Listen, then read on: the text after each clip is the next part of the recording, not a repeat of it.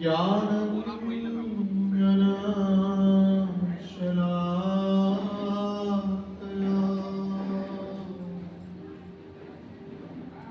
चक्रितं येन तस्मै श्रीगुरवे नमः।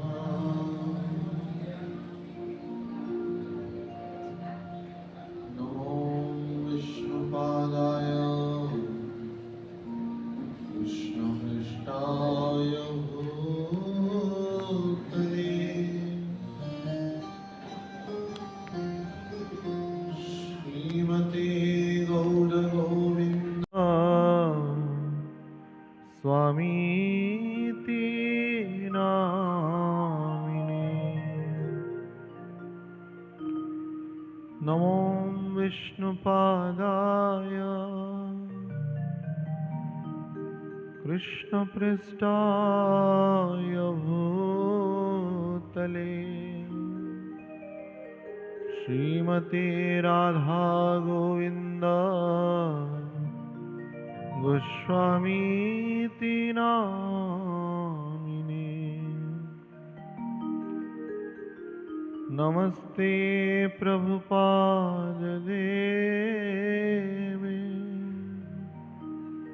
गौरवाणी प्रचारिणे निर्विशेषशून्यवादी ग्राम्यजननिस्तारिणे। नमो विष्णुपादाय कृष्णपृष्ठाय भूतले श्रीमते भक्तिवेदान्त स्वामीति नामिने।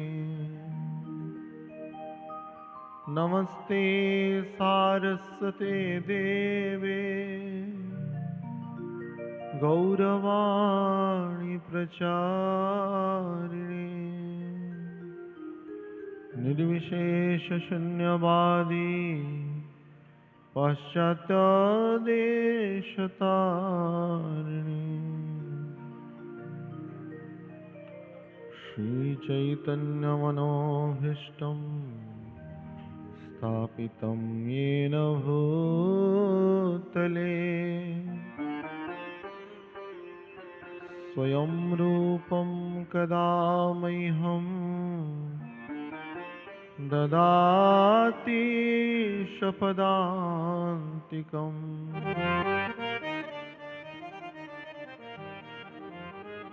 वन्देऽहं श्रीगुरुश्रीयुतपदकमलं श्रीगुरुन् वैष्णवांश्च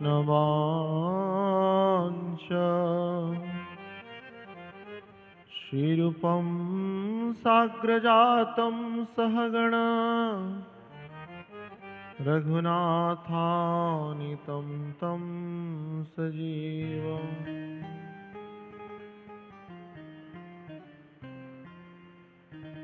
साद्वैतं सावधूतं परिजनसहितं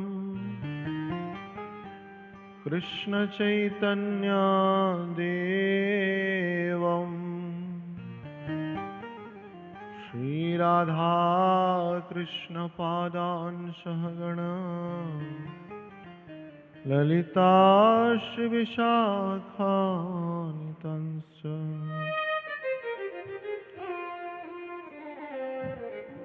हे कृष्ण करुणारसिन्धु दीनबन्धो जगत्पते गोपेश गोपिकान्त राधाकान्त नमोस्तुते।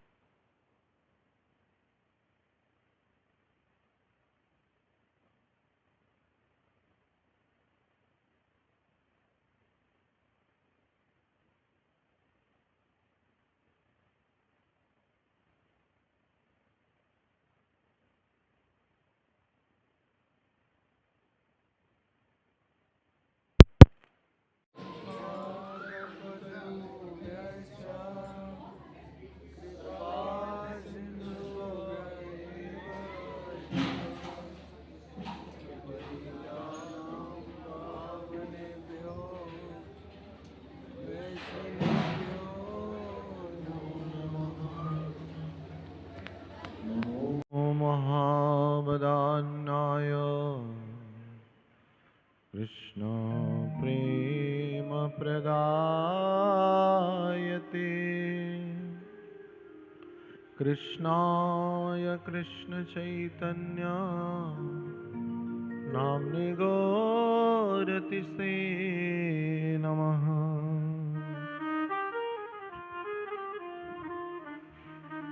जय श्री कृष्ण चैतन्य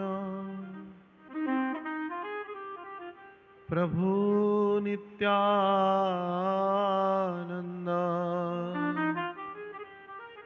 श्री अद्वैत गदाधर शिवासादि गौर भक्ता वृंद। हरे कृष्णा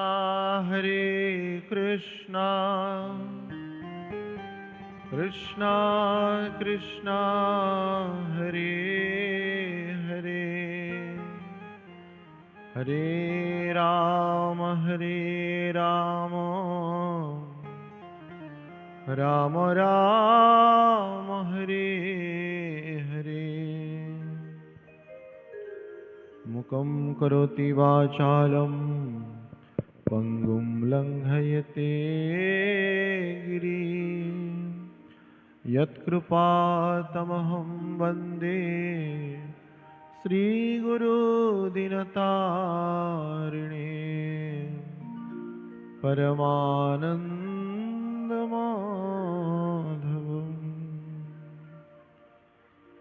ॐ नमो भगवते वासुदेवाय।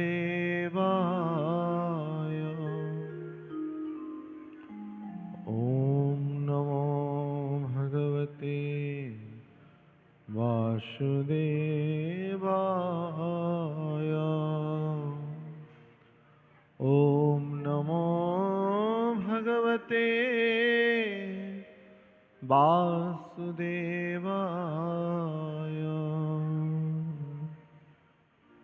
हरे कृष्ण, राधे राधे। कथा प्रारंभ करने से पहले कुछ क्षण भगवान का नाम कीर्तन करें एवं तदुपरांत कथा में प्रवेश करते हैं।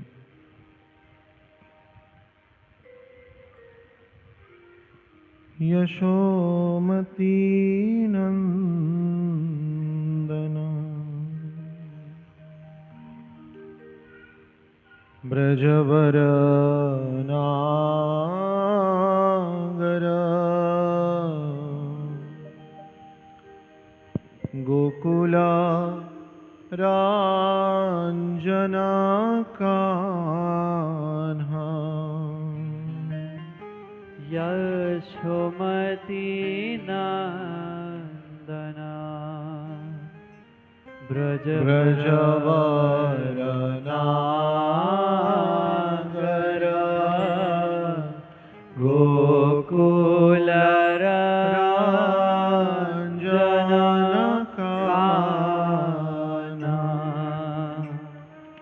यशोमती नंदन ब्रजवर नागर गोकुल रांजना कान्हा यशोमती नंदन ब्रजवर नागर गोकुल रांजना कान्हा गोपी पराणाधना मदन मनोहरा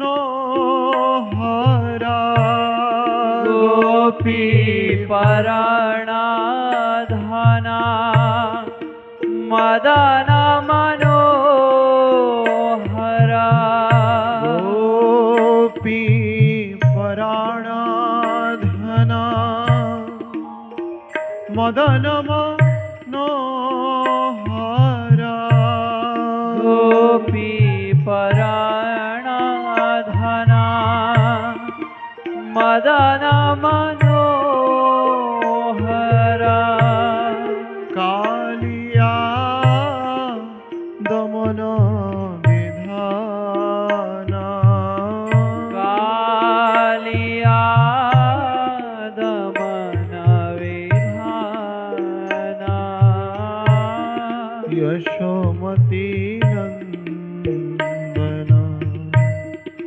ब्रजवर नागर गोकुल रंजन कान्हा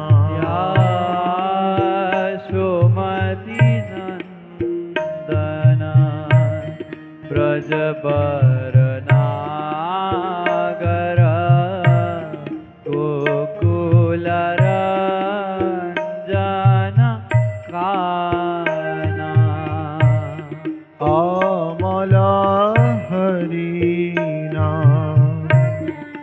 अमिय विलासा विपिन पुरंदर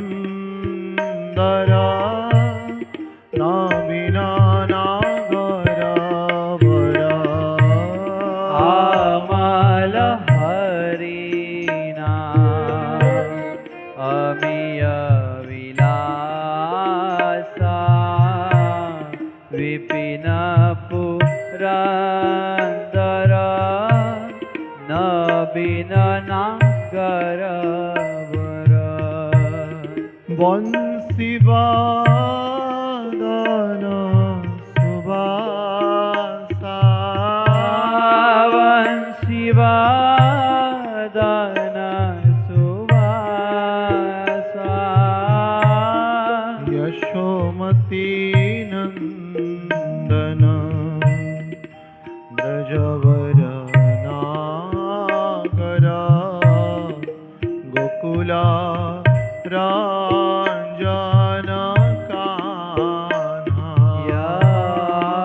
यशोमती नंदन ब्रजवर नागर गोकुल रंजन कान्हा ब्रज जन पालन अश्रुकुल नाशन नंद गोधन रखवाला ब्रज जन पालन असुरकुल नाशन नंद गोधन रखवाला गोविंद माधव नवनीत तास्कर गोविंद माधव नवनीत तास्कर गोविंद माधव नवनीत तास्कर गोविंद माधव नवनीत तास्कर सुंदर नंद गोपाला सुंदर नंद गोपाला यशोमती नंदन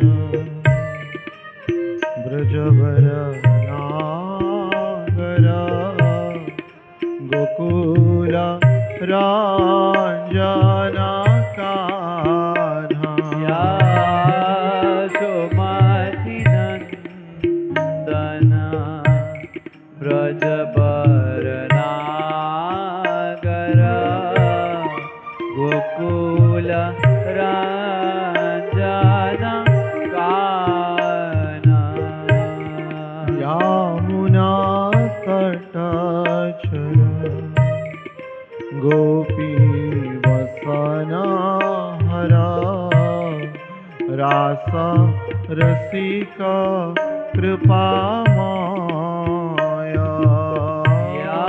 यामुना तटचर गोपी बसना हरा रास रसिक कृपा माया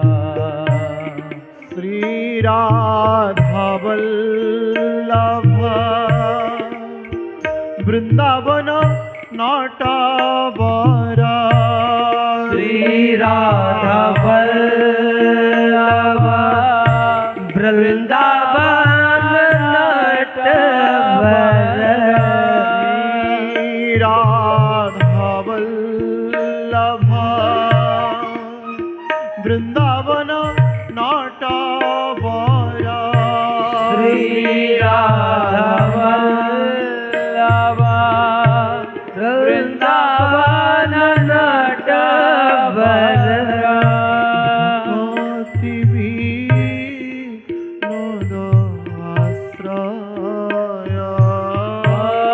भक्ति विनोदाश्रय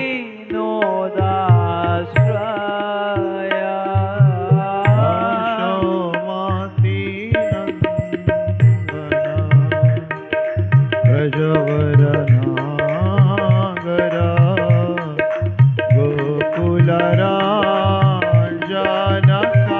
गोकुलराजनकानया सुमतिनन्दन ब्रजवरनागर गोकुलराजनकानया यशोमतीनन्दन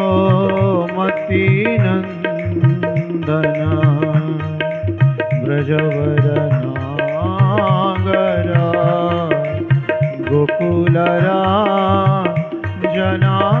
गोकुलराजनकानया सुमतिनन्दन ब्रजवरनागर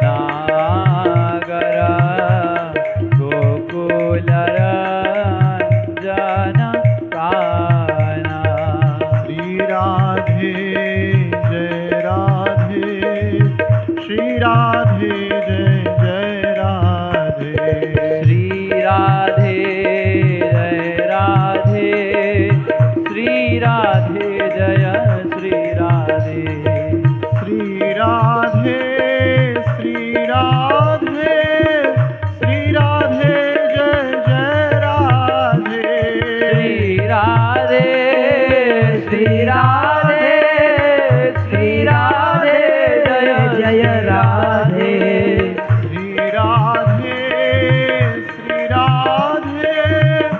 श्री राधे जय जय राधे श्री राधे श्री राधे श्री राधे जय जय राधे श्री राधे जय जय राधे श्री राधे जय जय राधे श्री राधे श्री राधे जय जय राधे श्री राधे श्री राधे श्री राधे जय जय राधे जय राधा वल्लभ श्री राधे जय राधा वल्लभ श्री राधे जय राधा वेणु माधव श्री राधे जय राधा वेणु माधव राधे जय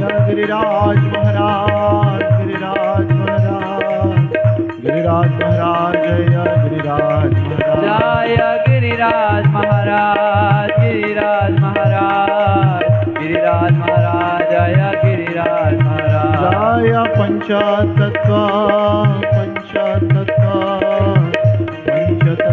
जय पंचतत्व जय पंचतत्व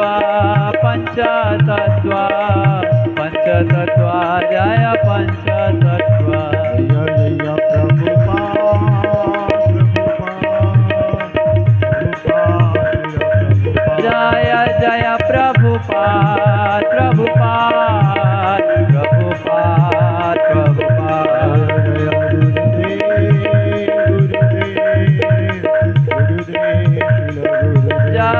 जय गुरुदेव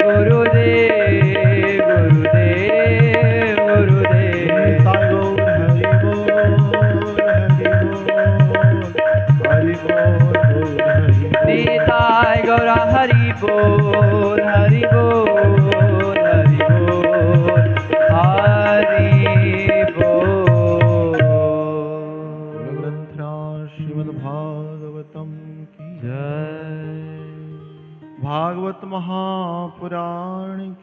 जय भागवत सप्ताह ज्ञान यज्ञ की जय श्री राधा वेणु माधव भगवान की जय गंगा माई यमुना माई की जय भक्ति देवी तुलसी महाराज की जय श्रीमती राधा रानी की जय हरिनाम संकीर्तन की जय समवेत भक्त वृंद की जय निताय गौर सीतानाथ प्रेमानंदे हरि बोल। बोलो जय जय श्री राधे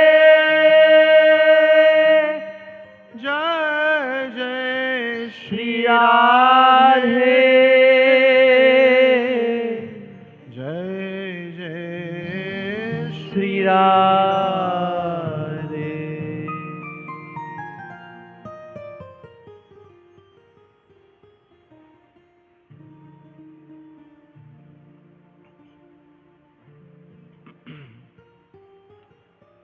श्री राधा वेणु माधव भगवान गिरिराज महाराज श्रीधाम वृंदावन एवं समस्त आचार्यों की, ऋषियों की, महात्माओं की अशेष कृपा करुणा से मानव जीवन के सर्व उत्कृष्टतम फल सत्संग के माध्यम से, यह दिव्य भागवत सप्ताह के माध्यम से हम सभी को भगवान की दिव्य मंगलमय चरित्रों में अवगाहन करने का परम शुभ अवसर प्राप्त हो रहा है। निश्चित रूप से यह हमारी निजी योग्यता नहीं है, अपितु उन भगवान की, आचार्यों की अशेष कृपा करुणा है, जिस कारण हम कुछ कालक्षेप उनके दिव्य गुण कीर्तन में करने का शुभ अवसर प्राप्त कर रहे हैं। तो आलोच्य चर्चा पर आचार्यों ने ही जो मत स्थापित किया है, उस संदर्भ में हम कुछ चर्चा करने का चेष्टा करेंगे। यह भागवत सप्ताह के क्रम में आज हम अंतिम दिवस, सप्तम दिवस, विराम दिवस में पहुंचे हैं। समय की संयोग बेला में आज का यह कथा कम समय के अंतर्गत विराम देने की ऐसी अनुरोध है। तदुपरांत हवन आदि पूर्णाहुति होगा, बहुत ही कम समय है। कल हम भगवान द्वारकाधीश का माता रुक्मिणी के साथ विवाह का क्रम को चर्चा करते हुए उनकी दिव्य विवाह उत्सव में सम्मिलित होते हुए चर्चा को विराम किए थे।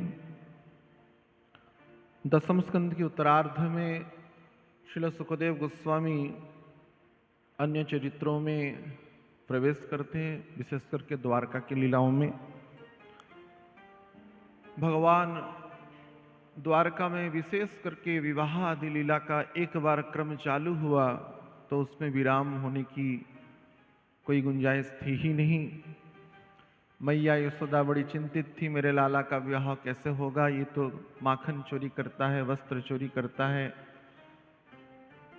पुराणों में वर्णना है, एक बार गणेश जी प्रकट होकर के बोले, मैया तू चिंतित मत हो, तेरे लाला का इतना विवाह होगा कि तू गिनते गिनते थक जाएगी। तो गिनते गिनते थक जाएगी, लेकिन विवाह का क्रम बंद होगा ही नहीं। एक नहीं, दो नहीं, तीन नहीं, चार नहीं, पांच नहीं, 6 नहीं, 7 नहीं, 8 नहीं, 100 नहीं, 1000 नहीं, 16,108 रानियों के सहित भगवान का विवाह हुआ। बोलो द्वारकाधीश भगवान की जय। तो द्वारकाधीश की विवाह की जो लीला है बड़ी विचित्र है। अष्टपाटवंशी रानियों की विवाह के बारे में वर्णना है, कैसे भगवान अलग अलग सूत्र से अलग अलग रानियों के सहित, चाहे वह सत्यभामा हो, जाम्बवंती हो, तथा अन्य पाटवंशी रानियां आदि लीलाओं का क्रम वर्णना है। सत्यभामा के विवाह के क्रम में समंतक मणि की लीला बड़ी प्रसिद्ध है। भगवान को भी मणि चोरी का आरोप लगा, उनके परिकर अक्रूर आदि चोरी किए, और उसी सूत्र में सत्यभामा के यह समंतक मणि के प्रसंग में भगवान का जाम्बवंत के सहित युद्ध हुआ और देवी जाम्बवंती के सहित भगवान का विवाह होता है। अन्य पंच रानियों का विवाह क्रम भी वर्णना है। नरकासुर जो पृथ्वी के माता के पुत्र था, भगवान का वराहावतार में माता पृथ्वी के साथ विवाह हुआ एवं उस पाणी ग्रहण के क्रम में किसी सूत्र में पुराणों में वर्णना है, नरकासुर नामक असुर का जन्म होता है। प्राक ज्योतिषपुर नगरी में वो अपने साम्राज्य के सहित प्रतिष्ठित था। लक्ष्मी भूता अंश भगवान की जो अनादि दिव्य दंपति के क्रम में उनकी पत्नियां हैं, वे जब कन्यावस्था के थे, उनको बलि देने के क्रम में उनको अपहरण करके वो प्राग ज्योतिषपुर में बंदी रखा हुआ था। भगवान गरुड़ पृष्ठ पे आरोहित होते हुए नरकासुर का नगरी प्राग ज्योतिषपुर में प्रवेश करते हैं एवं नरकासुर का वध करते हुए समस्त उन कन्याओं का उद्धार करते हैं एवं जो कि संख्या में 16,100 थे। तो उन 16,100 कन्याओं के सहित भी भगवान का द्वारका में दिव्य विवाह होता है। इसी क्रम में भगवान की 16,108 रानियां होते हैं। हर एक के लिए अलग अलग महल, एक एक रानी से 10-10 पुत्र, एक एक कन्या, और पुनः उन्हीं एक एक पुत्र से 10-10 पुत्र और एक एक कन्या। इसी क्रम में 16,108 रानियां तथा 56 करोड़ यदुवंशी, 1, 2, 3 नहीं, 56 करोड़ यदुवंशियों के सहित भगवान द्वारका में विलास करे, लीला करे। कभी किसी का कन्यादान करने को देखते हैं, नारद मुनि जब दर्शन करते हैं यह दिव्य लीला, भगवान हर एक के पास स्वतंत्र रूप से उपस्थित है। कहाँ पे राजसभा का प्रतिनिधित्व कर रहे हैं, कहाँ पे अपने पुत्र पुत्रियों के से संवाद कर रहे हैं, कहाँ पे अपने पत्नियों के से संवाद कर रहे हैं, कहाँ पे गोमाता का दान कर रहे हैं ब्राह्मणों को, कहाँ पे यज्ञ विधि संपन्न कर रहे हैं, कहाँ पे किसी पुत्र के या पुत्री के विवाह उत्सव में सम्मिलित हो रहे हैं। इस प्रकार से दिव्य द्वारकाधीश की लीलाएं हैं। भगवान की अन्य संतान संतति के क्रम में रुक्मिणी के पुत्र हुए प्रद्युम्न। प्रद्युम्न के विवाह प्रसंग में संबरासुर का वध की लीला भी वर्णना है। तदुपरांत प्रद्युम्न के पुत्र हुए अनिरुद्ध एवं अनिरुद्ध के विवाह के प्रसंग में वाणासुर के सहित युद्ध, जिस युद्ध में स्वयं शिवजी भी वाणासुर के पक्ष में युद्ध किए हुए थे। गणेश कार्तिकेय से लेकर के समस्त शिवगण वीरभद्र पर्यंत उस युद्ध में सम्मिलित थे, लेकिन भगवान ने जम्हाई अस्त्र का प्रयोग करते हुए शिवजी को निद्राग्रस्त कर दिए और अंतिम में वाणासुर की समस्त भुजाओं को छेदन करते हुए चतुर्भुज रूप में रख लिए। उसका दंभ का मर्दन करते हुए भगवान ने बाणासुर की कन्या उषा के सहित अनिरुद्ध का विवाह किया। यह भी उषा अनिरुद्ध मिलन प्रसंग में वर्णना है। तदुपरांत नृग राजा की वर्णना करते हुए सुखदेव गोस्वामी बलराम जी का व्रजगमन प्रसंग का भी प्रारंभ करते हैं। कैसे भगवान बलराम ब्रज को आए और अपने जो प्रेयसी अर्थात बलराम जी की जो गोपियां थे उनको वे उद्धार किए, उनके सहित रास क्रीड़ा किए एवं अंतिम में उनको भगवत धाम ले गए। पौंड्रक वासुदेव की वर्णना के सहित काशी राजा का कैसे मान को भी मर्दन किए, उस संदर्भ में वर्णना है। बलराम जी के द्वारा द्विविध बानर, उसका कैसे उद्धार हुआ वह प्रसंग भी शास्त्रों में वर्णना है, भागवतम में। यह रामायण के क्रम में त्रेता से ही भगवान राम के पक्ष में बानर सेना में यह द्विविध बानर बहुत पराक्रमशाली था। भगवान राम को तो प्रेम करता, सम्मान करता, परंतु बलराम जी अर्थात लक्ष्मण जी को वह सम्मान ना देता। इसी अपराध के क्रम में वो द्वेष प्रवृत्ति के कारण, गुरु तत्व लक्ष्मण जी में उसकी श्रद्धा न होने के कारण उसका अपराध भाव वो आसुरिक प्रवृत्ति में मिल गया। पौंडरक वासुदेव के सहित अन्य असुर के सहित मिला। अंतिम में बलराम जी के द्वारा ही उसका वध हुआ। ऐसे द्विविध बानर का उद्धार का प्रसंग भी वर्णना है।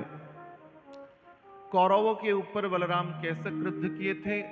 सांब के विवाह के क्रम में लक्ष्मणा, जो दुर्योधन की पुत्री लक्ष्मणा थी, उसके सहित भगवान का जो पुत्र अर्थात जाम्बवंती के पुत्र थे सांब, तो सांब का और लक्ष्मणा का विवाह प्रसंग भी वर्णना है।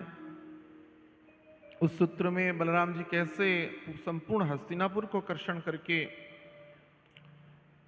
वहां पे भयभीत कराए थे एवं अंतिम में सांब से लक्ष्मणा का विवाह होता है। भगवान कृष्ण की दिनचर्या के आधार पर नारद मुनि का जो दर्शन, कैसे अलग अलग स्थानों पे अलग अलग लीलाएं कर रहे हैं, उस संदर्भ में वर्णना करते हुए वसुदेव एवं देवकी को भगवान के प्रति भगवत भाव जब आता है, नारद मुनि कहते कि नहीं, आप यथावत वात्सल्य भाव ही रखिए। ऐसे इंद्रप्रस्थ की आगमन वर्णना के सहित पांडवों के द्वारा जरासंध का मानमर्दन अर्थात जरासंध का वध की भी प्रसंग श्रीमद् भागवत में वर्णना है। भीम और अर्जुन एवं भगवान कृष्ण ब्राह्मण वेश में मगध में कैसे प्रवेश किए एवं जो राजाओं को बंदी बनाया था बलि देने के लिए, भैरव उपासना के क्रम में उन राजाओं को भी वे मुक्त करते हैं और जरासंध का वध भीम के द्वारा कराते हैं। यह प्रसंग भी वर्णना है। उसी क्रम में राजसी यज्ञ में शिशुपाल का उद्धार, चैदी नरेश जो शिशुपाल था, जो रुक्मिणी के सहित विवाह के लिए बड़ा इच्छुक था और उसका विवाह होते होते रुक गया। बड़ा द्वेष रखता था बाल्यकाल से ही, और अंतिम में उस शिशुपाल का भी वध करते हैं। भगवान कृष्ण 100 उसकी अपराध को क्षमा करने का वे वरदान दिए थे उसकी माता को, और वह जब पूर्ण हो जाता है, भगवान कृष्ण द्वारकाधीश शिशुपाल का भी वध करते हैं। शल्य आदि जो राजा थे उनके सहित कैसे वो उनको परास्त करते हैं, शल्यों का उद्धार करते हैं। दंतवक्र से लेकर के विदुरथ का उद्धार प्रसंग भी ये मथुरा में होली गेट के सामने ही भगवान द्वारका से आकाश मार्ग तक आए और यहाँ पे उन्होंने दंतवक्र असुर का वध किया। तदुपरांत भगवान रिक्त मथुरा नगरी को देखते हैं तो उनको व्रज वृंदावन की याद आता है। प्रसंग के क्रम में 100 वर्ष का विरह था और वह 100 वर्ष के विरह के उपरांत भगवान कृष्ण यहाँ पे पुनः ब्रजमंडल में प्रवेश करते हैं। माता यशोदा से लेकर के नंद बाबा तक सभी ब्रजवासियों को गो बछड़ों से लेकर के पशु लता पताएं सर्वोपरि गोपिकाएं एवं श्रीमती राधानी को आह्लादित एवं प्रमोदित करते हुए पुनः लीलाओं को वे संपन्न करते हुए, रास आदि लीलाओं को संपन्न करते हुए गोपिकाओं को भी निज धाम गोलोक वृंदावन भेज देते हैं। आदि लीला भी श्रीमद् भागवत में वर्णना है। वल्लोल का उद्धार के उपरांत बलराम जी की तीर्थ यात्रा के संदर्भ में भी वर्णना है और 70तम अध्याय में यह उत्तरार्ध में यहाँ पे शुकदेव गोस्वामी भगवान की अन्य लीलाओं के वर्णना के क्रम में सुदामा जी का चरित्र वर्णना करते हैं। तो सुदामा की जो लीला श्रीमद् भागवतम में यह अध्याय में वर्णना है, परीक्षित महाराज के प्रार्थना के प्रसंग के अनुसार सुखदेव गोस्वामी यह सुदामा चरित्र की वर्णना करते हैं। श्री शुक उवाच कृष्णशासित सखा कश्चित् ब्राह्मणो ब्रह्मवित्ततो विरक्त इंद्रियार्थेषु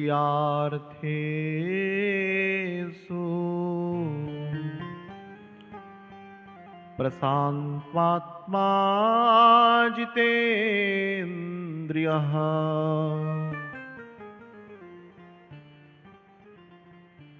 तो परीक्षित महाराज जी को श्री शुकदेव गोस्वामी कहते हैं, कृष्ण शशा सखा, भगवान कृष्ण के बाल सखा सुदामा, उनकी चरित्र वर्णना करते हैं। कैसे थे वो? ब्राह्मणो ब्रह्मवित्तमः, वे ब्रह्मनिष्ठ ब्राह्मण थे एवं विषयों से अनासक्त थे। विरक्त, यद्यपि वे गृहस्थ थे लेकिन स्वभाव से, वृत्ति से, तत्वगत में वो कैसे थे? विरक्त इंद्रियार्थेषु, इंद्रियों से परे विषय वस्तु भगवान कृष्ण की वे उपासना करते थे और संपूर्ण रूप से सन्यासी जैसा ही उनका जीवन था। प्रशांतात्मा जितेन्द्रियः, प्रशांत आत्मा, प्रत्येक समय शांत। दुखेषु अनुद्विग्नमनः, सुखेषु विगतस्पृहा, वीतराग भय क्रोध, स्थितधीर मुनिरुच्यते।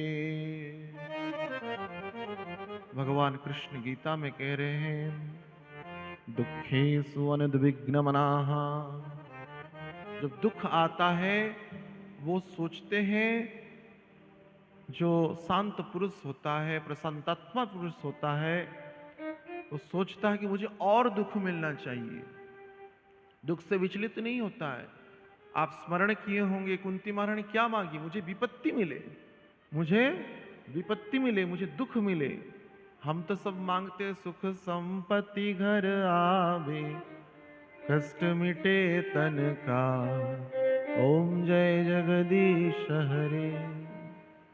ये साधारण जड़ व्यक्ति मांगते हैं। सुख आए, संपत्ति आए, बच्चों का विवाह हो जाए, नौकरी मिल जाए, चाकरी मिल जाए, वार्धक्य अवस्था तक बड़ी संपन्नता से जीवन कटे, मृत्यु पर्यंत कोई रोग नहीं आए, कोई कष्ट नहीं आए, व्याधि नहीं आए।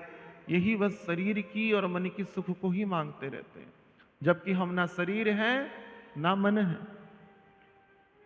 सुख और दुख मन का विषय वस्तु होता है, ना कुछ सुख होता है ना दुख होता है।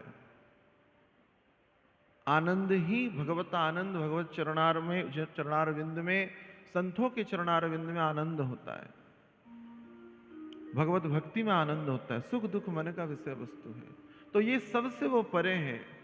सुखेषु विगत स्पृहा, कुछ सुख मिले तो सोचते हैं कि नहीं, मैं इस सुख के लायक नहीं हूं, इसके योग्य नहीं हूं। ये तो परमात्मा की अशेष कृपा है जिस कारण से मुझे यह दे रहे हैं। वीतराग भय क्रोध, किसी भी स्थिति में, भय में, क्रोध की अवस्था में किसी भी प्रकार से वो अविचलित रहते हैं। स्थित धीर मुनिरुच्यते, धीर शांत प्रशात्मात्मा, वही मुनि कहलाता है, वही भगवान का मनन कर सकता है। मुनिरुच्यते, ऐसे सुदामा जी थे। अब परम अनासक्त रहने के कारण विषयों को संग्रह करने में प्रवृत्ति उनकी थी नहीं। ब्राह्मण के वृत्ति के क्रम में जो शास्त्र में वर्णना किया गया है, शीलंच वृत्ति आदि जो वृत्तियों के संदर्भ में वर्णना है, वे भिक्षा वृत्ति करते थे। भिक्षा वृत्ति, 7 ग्रह में भिक्षा मांगते थे और यत्किंचित जहां पे जो मिल गया उससे अपने परिवार की भरण पोषण करते। जदृच्छया संतुष्ट, श्री सुखदेव गोस्वामी कह रहे हैं। पहले कहते विरक्त हैं, उसके उपरांत कहते गृहाश्रमी, वे गृहस्थ भी थे। यदृच्छयोपपन्नेन वर्तमान गृहाश्रमी, तस्य भार्या कुचेलस्य क्षुक्षात्मा च यथा विधा। तो उनकी जो भार्या थी, कहाँ पे वर्णना है, उनकी नाम सुशीला था। यद्यपि श्रीमद् भागवतम में सुदामा जी की पत्नी का नाम सुखदेव गोस्वामी ऐसे स्पष्ट रूप से वर्णना नहीं करते हैं।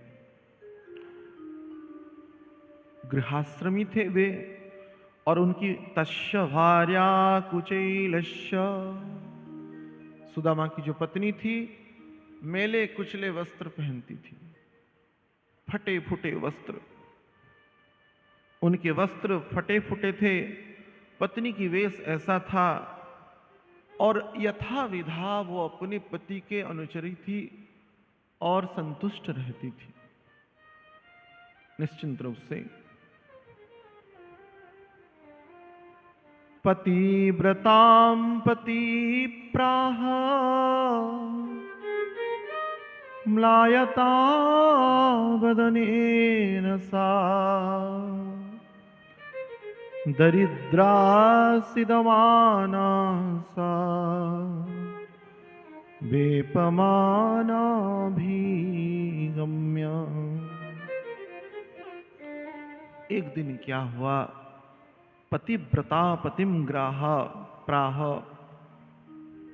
वो दरिद्रा की प्रतिमूर्ति मानो सुदामा जी की पत्नी अत्यंत दुखिनी होकर के मलिन मुख से, उसके ओठ कांप रहे थे, सीदमाना सा, अत्यंत दीन और हीन भाव से, जिसकी ओठ कांप रहे थे, फड़फड़ा रहे थे भय के कारण, अपनी पति से कही, ननु ब्रह्मन् भगवतः सखा साख्याचियपति, ब्राह्मणस्य शरण्यश्च भगवान् सात्वतस्रवा। हे मेरे पतिदेव, ननु ब्राह्मण न भगवतः, यद्यपि आप ब्राह्मण हैं, भिक्षुक हैं, इस ग्रह के पति हैं, मेरे पति हैं, परंतु सखा, आपकी सखा कौन है? साक्षात् श्रियपति, आप हैं उनकी सखा, और आपके सखा कौन है? श्रियपति, साक्षात लक्ष्मीपति हैं, द्वारकाधीश हैं, द्वारका नगरी में अभी वे साक्षात विराजमान करके लीला विलास कर रहे हैं। और वो कैसे, उनका स्वभाव कैसा है? ब्राह्मणस्य शरण्यश्च ब्राह्मण को शरण देने में परम समर्थ हैं। गो ब्राह्मण हिताय च भगवान सात्वत स्रव। वे भगवान ब्राह्मण के शरणदाता हैं, तो निश्चित रूप से ब्राह्मणों को वो शरण देंगे। इसी क्रम में आप कृपा कर, यही अप्रत्यक्ष रूप में सुशीला जी कहती हैं कि आप कृपा करके जाइए। कहाँ? द्वारका।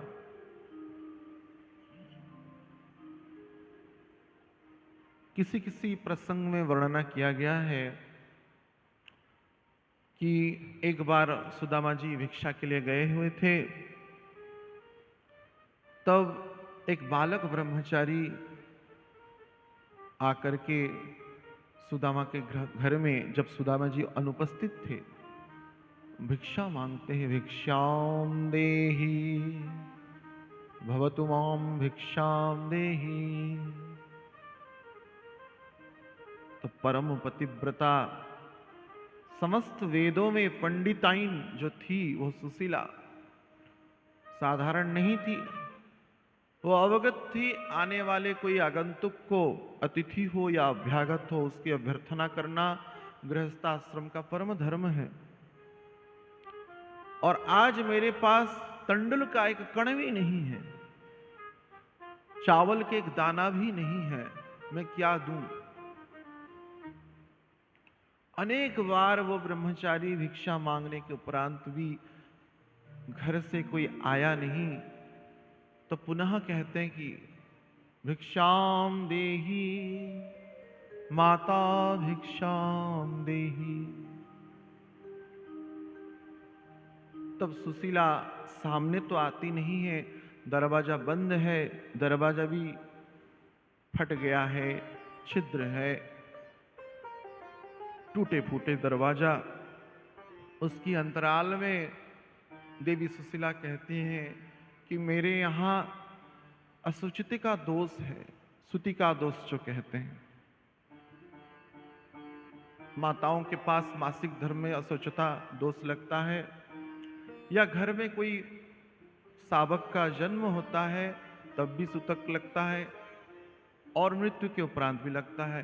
तो भगवान पूछते हैं, वही ब्रह्मचारी पूछते हैं, वो वास्तविक वो भगवान ही थे, ब्रह्मचारी वेश धारण करके आए हुए थे। कुछ संतों की ऐसी मत है। तब वो कहती कौन सा असोचता है, कौन सा सुतिका लग रहा है? तो देवी सुशीला कह रही हैं दरिद्रता, दरिद्रता नामक असोचता मेरे पास है, इसी के कारण मैं आपके सामने उपस्थित नहीं हो सकती हूं। रोते रोते देवी सुशीला कह रही है। तब अंतिम में कहते हैं वे ब्रह्मचारी कि दरिद्रता, जिस धरती पर स्वयं द्वारकाधीश है, श्रीयपति लक्ष्मी है, उनकी उपस्थिति में आपकी दरिद्रता। हमने कहीं से सुना कि आपके पति स्वयं द्वारकाधीश के मित्र थे। कुछ संतों का यह मान्यता है कि सुदामा जी कभी कहे ही नहीं अपनी पत्नी को कि द्वारकाधीश मेरे मित्र हैं। नहीं तो ये तो सहज जो नारियां होते हैं, समय के सापेक्ष के अनुसार आवश्यकता हो तो उसका प्रयोग तो वो करते ही हैं, इससे छूट नहीं होता है। यहाँ पे नारियों की कोई अवमानना स्थिति नहीं है, परंतु यह विधान ही परमात्मा ने ऐसे बनाया है। ब्रह्मांड का कोई रहस्य इनके हृदय में रहता नहीं, ब्रह्मांड का कोई भी रहस्य इनके हृदय में रहता नहीं। ये युधिष्ठिर महाराज का श्राप है नारियों के प्रति। महाभारत का युद्ध समाप्त के उपरांत उस युद्ध के जो मृत शरीर थे, संध्या बेला में देखते हैं, जब पांडवगण देखते हैं अपने परिकरों को, कौन मृत्यु वर्ण किया है, उसको उठाते और अंतिम संस्कार करते। देखे अंधकार में एक स्थान पर कोई एक नारी बड़ी विलाप कर रही है, क्रंदन कर रही है। निकट में जाकर के अग्नि मसाल को लेकर देखते हैं तो वो साक्षात माता कुंती है। गोदी में कटा हुआ सर कर्ण का स्थापित हुआ है, कटा हुआ धर समीप में है, विकल होकर के क्रंदन कर रही है। भीम तत्क्षणात क्रोधित होकर के पूछते हैं, हरिवंश पुराण में वर्णना है, हे माता इस दुष्ट कर्ण का सिर को रख के आप क्यों रो रहे हैं? समस्त पांडवगण आश्चर्यचकित हो जाते हैं। यह कैसा दृश्य है?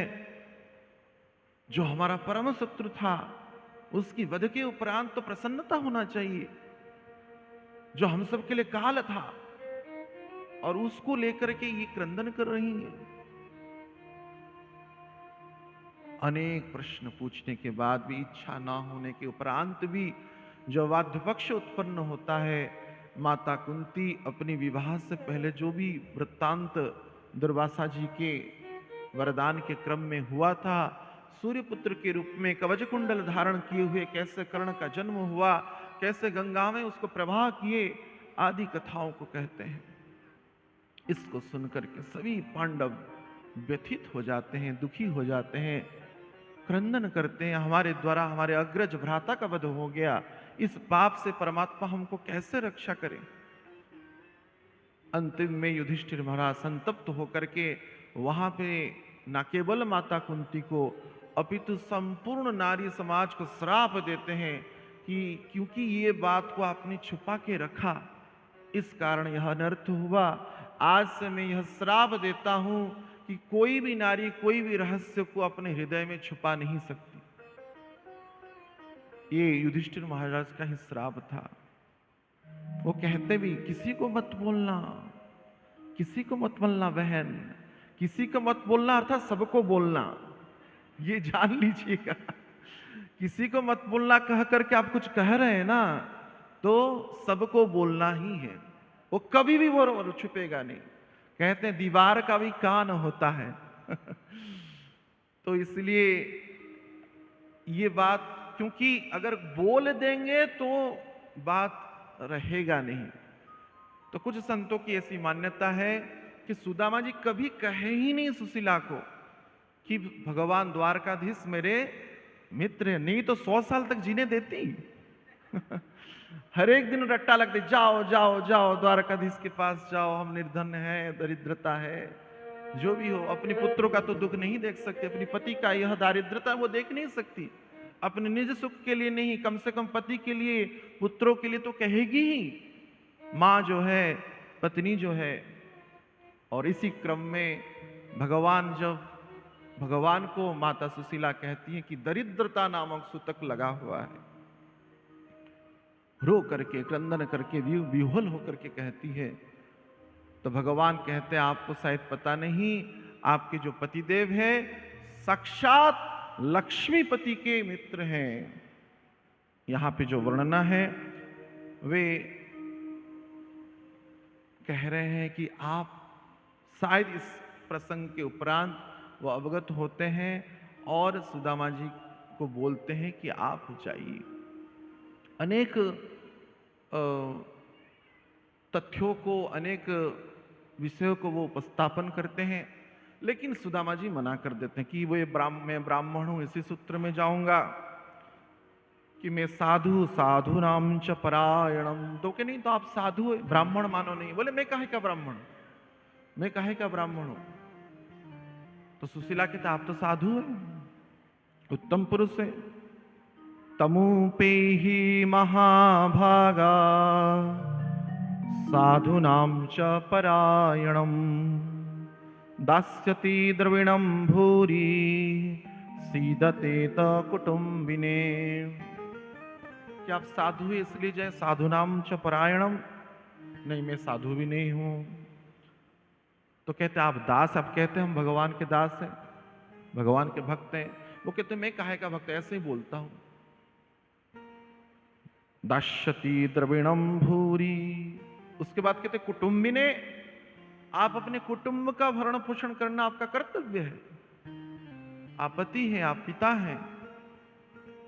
तब भी कहते नहीं, ये सब मेरे कुटुंब नहीं है, ये परमात्मा के कुटुंब है। मेरा कुटुंब नहीं है ये, परमात्मा के कुटुंब में उनकी दायित्व है, वो उनका निर्वाह करे।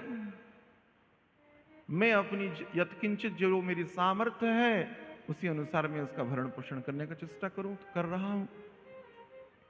अनेक युक्तियों को देने के उपरांत भी सुदामा जी जब मना कर देते हैं, अंतिम में सुशीला जी ऐसी बात को कहते हैं कि सुदामा जी मना नहीं कर पाते हैं। सुशीला जी का अंतिम अनुरोध है, स एवं भार्यया विप्रो बहुसः प्रार्थितो मुदु अयं हि परमो लाभो उत्तम श्लोक दर्शनम। स एवं भार्या विप्रो बहुसो प्रार्थितो बहु, अनेक प्रकार के विनीति अनुरोध करने के उपरांत भी जब सुदामा प्रस्तुत नहीं होते हैं तो अंतिम में एक बात कहते, अयम ही परमो लाभो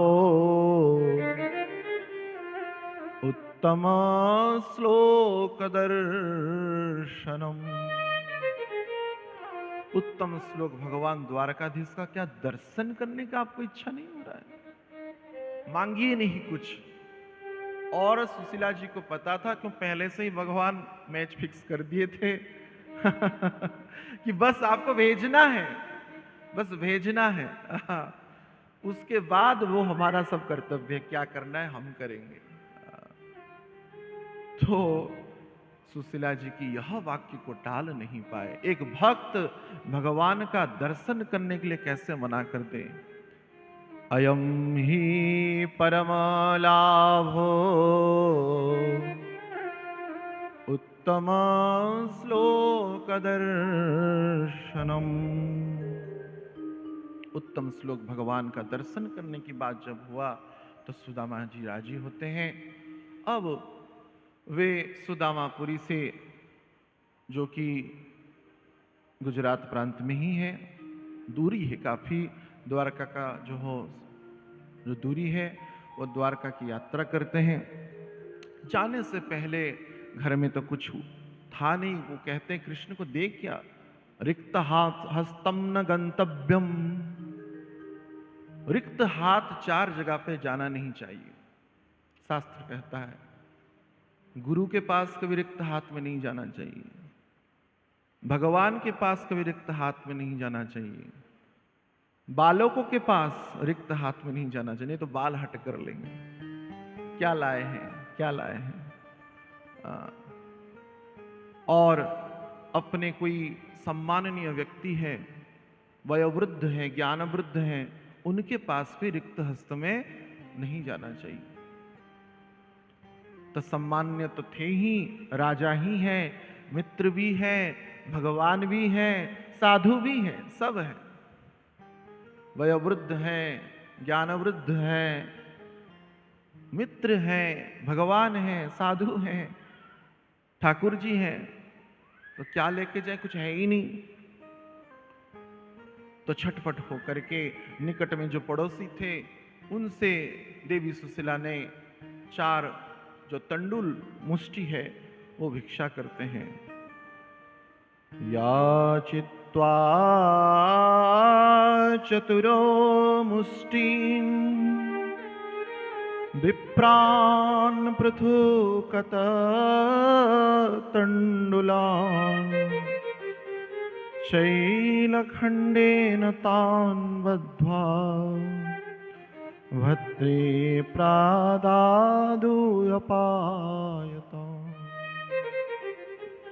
याचित्वा चतुर्मुष्टिं विप्रान् पृथक तंडुलान्। वो विप्रा अर्थात सुदामा जी की जो पत्नी थी, निकट में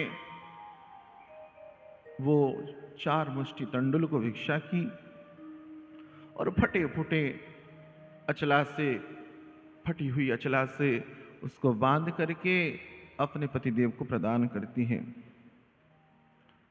इस प्रकार से भगवान कृष्ण की दर्शन की लालसा से, उत्तम श्लोक दर्शनम लालसा से 4 मुष्टि तंडुल अर्थात चुड़वा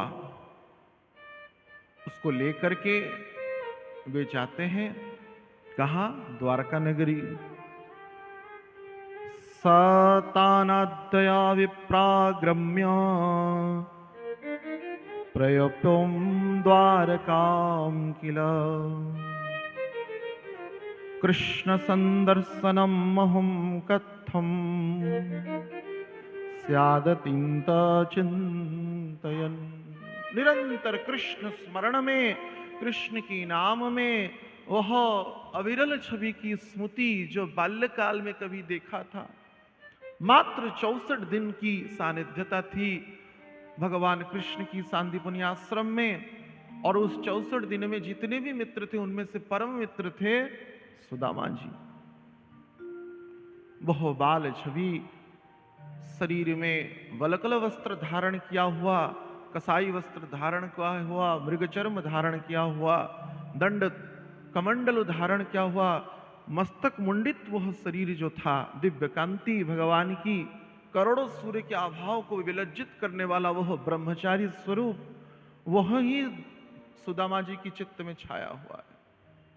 अंतिम बेला में भगवान ने जो आलिंगन करके उनको विदाई दिया था सांदीपनि आश्रम में, मित्र हम मिलेंगे, आप आना। तब तो मथुरा में नगरी था और ये तो जगत में सबसे बड़ा न्यूज यही चलता था कृष्ण का ही उस समय। द्वारका की बात, मथुरा की बात, कैसे पछाड़ के गिरा रहे हैं जरासंध आदियों को, और कैसे द्वारका चले गए रातों रात, आदि ही चर्चा जगत में व्याप्त था। तो सुदामा जी भी इससे परिचित थे। नवीन नवीन उस चिंताओं से, चिंतनों से परिपूर्ण भगवान के स्वरूप की संदर्शन की 16,108 रानियों से परिभूत भय भगवान द्वारकाधीश, उनकी छवि कैसा हो, दिव्य प्रभावशाली होगा, उस सब का स्मरण करते हुए कृष्ण संदर्शनम अहम कथी सदतीं तंत चिंतयन, ऐसे चिंतन करते करते प्रपप्यो द्वारकाम किलम, द्वारका नगरी में प्रवेश करते हैं। यद्यपि नाट्यकार आदि दिखाते हैं कि गए वो लोग द्वारका की नगरी में, उनका अपमान हुआ, हंसने लगे, यह भागवतम में ऐसा कुछ वर्णना नहीं। सभी ने उनका स्वागत किया, ऐसा ही वर्णना है।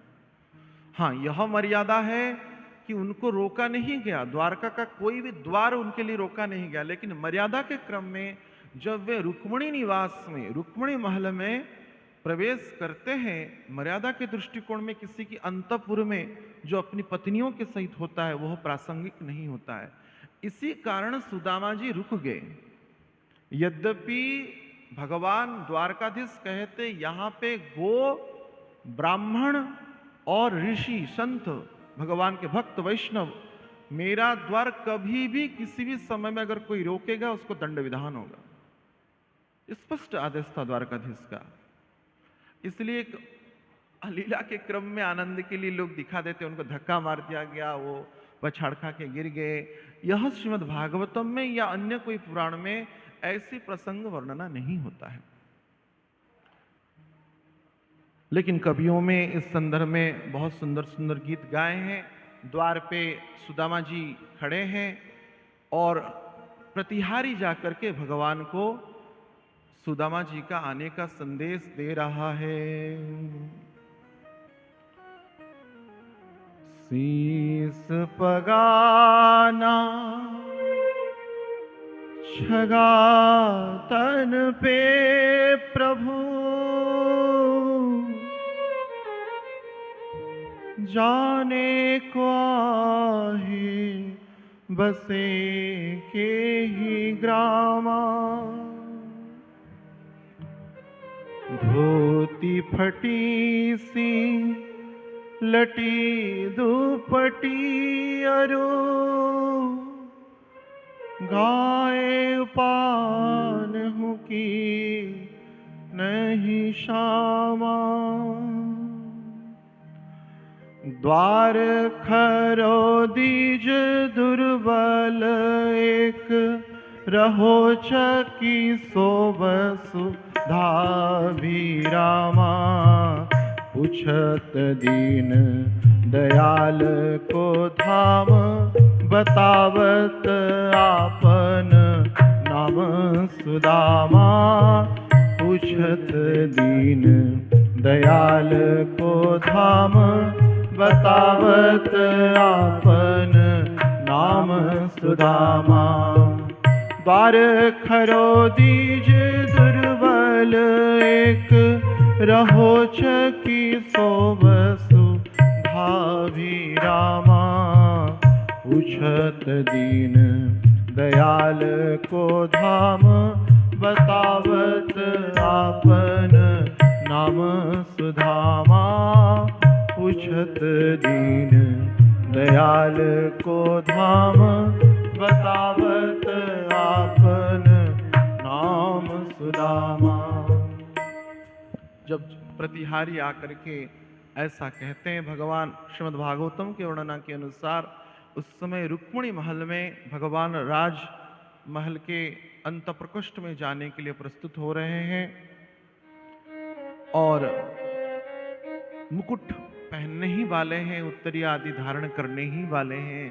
इसी समय प्रतिहारी आके कहता है कि द्वार में कोई अति दुर्बल व्यक्ति खड़ा है जिसकी धोती फट गई है, बड़ी विनीत अवस्था में, दरिद्र अवस्था में है। पूछत दीन दयाल को धाम बतावत आपनो नाम सुदामा, और वो आपको अपना परम मित्र कहलाते हैं। ऐसा सुनते ही भगवान द्वारकाधीश दौड़ के जाते हैं। उत्तरी पड़ी रहती है, गिर जाती है रास्ते में, मुकुट जैसा का तैसा रहता है, चरण में पादुका धारण नहीं किए हुए हैं। मित्र की प्रेम में भगवान स्वयं उत्तम श्लोक जो जगतपते हैं वे सुदामा जी को जाकर के प्रेम से आलिंगन कर रहे हैं। भाव भरी इस भेंट को देख रहा संसार।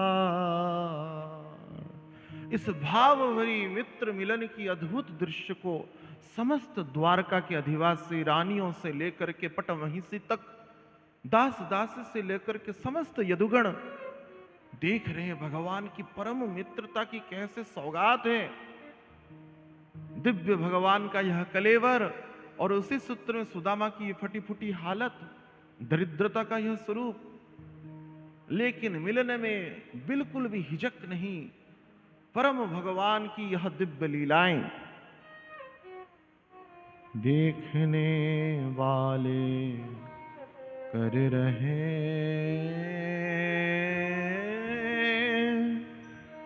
कृष्ण की जय जयकार। प्रेम जगत में सार। इस जगत में कोई सार वस्तु है तो वो क्या है? प्रेम जगत में सार। पंचम पुरुषार्थ कृष्ण प्रेम ही है और प्रेम ही इस जगत में सार है। और इसका स्वरूप भगवान द्वारकाधीश दर्शन कराते हैं, जगत को शिक्षा देते हैं। ना केवल भगवान उनका आलिंगन करते हैं, अपितु जिस राजद्वार में, राज दरबार में वो जाने वाले थे, वहां पे न जाते हुए वे अपने निज सिंहासन पे, दिव्य मणिमय रत्नमय सिंहासन पे सुदामा जी को बिठाते हैं और स्वयं अपने हाथ में उनका चरण संभाषण करते हैं, चरण को धौत करते हैं। रुक्मिणी आदि चामर कर रहे हैं, सत्यभामा आदि पंखा कर रहे हैं, कोई जल छिड़क रहा है, कोई पुष्पों की वृष्टि कर रहा है। और भगवान ऐसे नीचे सिंहासन के नीचे बैठ करके सुदामा जी का चरण प्रक्षालन कर रहे हैं। और जब चरणों को देखते हैं भगवान, कैसी दशा, नग्न चरणों में इतनी लंबी दूरी की यात्रा, कई जगहों पे कंटक लगे हुए हैं, रक्त के प्रभाव अभी भी निकल रहे हैं, शुष्क एवं मलिन वह चरण का भगवान उनको देखते हुए अपने हृदय में लगा करके क्रंदन कर रहे हैं। हाय मेरा मित्र कितना दुख पाए। देखी सुदामा की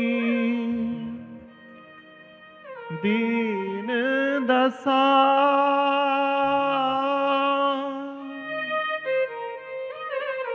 करुणा करके करुणा निधि रोए, वाणी परात को हाथ छुए नहीं, नैनन के जल सो पग धोए। देखी सुदामा की दीन दशा, करुणा करके करुणा निधि रोए, पानी परात को हाथों छुओ नहीं, नैनन के जल सो पग धोए। पानी परात को हाथ छुयो नहीं, नैनन के जल सो पग धोए। पानी परात को हाथ छुयो नहीं, नैनन के जल से पग धोए। पानी परात को हाथ छुयो नहीं, नैनन के जल सो पग धोए। पानी पराग को हाथ छुयो नहीं, नैनन के जल सो पग धोए। तो इस प्रकार से सुदामा की दीन दशा को देख करके करुणानिधि भगवान द्वारकाधीश क्रंदन करते हैं। पानी परात जो सुवर्ण पानी की जो परात था, उसमें भगवान पानी से क्या उनकी चरण को धोए, नैनन के जल सो पग धोए। भगवान की अविरल अश्रु प्रवाहित हो रहा है और उस अश्रुओं की धारा से भगवान सुदामा जी की चरण को संभाषण कर रहे हैं, धौत कर रहे हैं, कंटक को धीरे धीरे निकाल रहे हैं। रह रह करके वह क्रंदन, उसको देख के सुदामा जी भी आश्चर्यचकित हो गए। जगत वंदित प्रभु किस प्रकार से अपने मित्र के भाव को, मित्रता के भाव को प्रकट कर रहे हैं। सबसे बड़ा यह आश्चर्यचकित करने वाला विषय वस्तु था। सुदामा जी कभी सोचे भी नहीं थे इस प्रकार से उनकी अभिनंदन किया जाएगा। इस प्रकार से श्रीमद् भागवतम के वर्णना के अनुसार चंदन, पंचामृत आदि विविध अंगरागों के द्वारा उनका सम्मान होते हुए, उनकी स्नान आदि कराते हुए, नवीन वस्त्रों को धारण कराते हुए भगवान उनको उत्तम उत्तम पुष्पों से, दिव्य वस्तुओं से उनको अभिनंदन करते हैं। उनको विविध प्रकार का राजभोग प्रसाद खिला करके अपनी बाल्यकाल की स्मृतियों को स्मरण कराते हैं। कैसे गुरु माता उनको जंगल में समिधा लाने के लिए भेजे हुए थे और कैसे बन्या आ गया, वे रात में जा नहीं पाए, एवं आने वाले अगले दिन में कैसे ऋषि शांतिपनि और गुरु माता आकर उनको ढूंढे और उनको पुरस्कृत और उनको सम्मानित किए एवं उनको बोले कि आप गुरु के लिए किस प्रकार से परिश्रम करते हैं आदि विचारों की वर्णना है। यद्यपि श्रीमद् भागवत में चना खाने वाला प्रसंग वर्णना नहीं है कि वे चना खाए, सुदामा जी चना खाए और भगवान को दिए नहीं, ऐसा श्रीमद् भागवतम वर्णना नहीं करते हैं, केवल इस प्रसंग का उत्तोलन करते हैं कि रात्रि में गए थे, रात्रि भर जंगल में सुदामा और भगवान कृष्ण रहे थे, और नेक्स्ट डे में अर्थात अगले दिन सांदीपनि मुनि और माता गुरु माता ने उनको उद्धार करते हुए बड़ी उनकी प्रशंसा किए थे। इस प्रकार से सुदामा जी का अनेक बाल्यकाल के चरित्रों की चर्चा होता है, और अंतिम में व्यंग वसतः कौतुक वसतः भगवान पूछते हैं कि आपका क्या हुआ, गुरुकुल से जाने के बाद विवाह वगैरह हुआ या नहीं। बोले हाँ, तुमने तो 16,108 कर लिया और हमारा विवाह हुआ नहीं, अभी पूछ रहे हो। एक बार भी शादी में बुलाया नहीं, मित्र को भूल गए। तो बताइए, आप पहले शादी किए, हम पहले किए। हम तो बूढ़ा होते होते शादी के 32 साल हो गया हमको शादी। भगवान जब विवाह के रुक्मिणी जी के साथ तब 32 साल हो गया था। निश्चित ब्राह्मण हो तुम, पहले ही विवाह कर लिया होगा। ऐसे व्यंग करते हैं, कौतुक आमोद प्रमोद की बात होता है। तुमने कहाँ बुलाया हमको शादी में, जो मैं तुमको बुलाऊं। तुमने एक शादी किया बुलाया नहीं, तो हमने 16,108 शादी किया बुलाया नहीं। बात बराबर की बात है। ऐसे अनेक प्रकार का कौतुकपूर्ण बात होता है। अंतिम में कहते हैं भाभी तो बड़े प्रेम स्वभाव की, नाम क्या है, सुशीला। और हमारे लिए कुछ दिए नहीं, हमारे लिए कुछ उपहार भेजे नहीं। तब संकोच के मारे लक्ष्मीपति श्रीयपति जो समस्त ब्रह्मांड के अधिनायक हैं, इतनी वैभव वह रत्न मणिमय सुवर्णमय वह दिव्य महल में विराजमान कर रहे हैं, उसका एक कण के बराबर नहीं हो सकता मेरा कुटिया।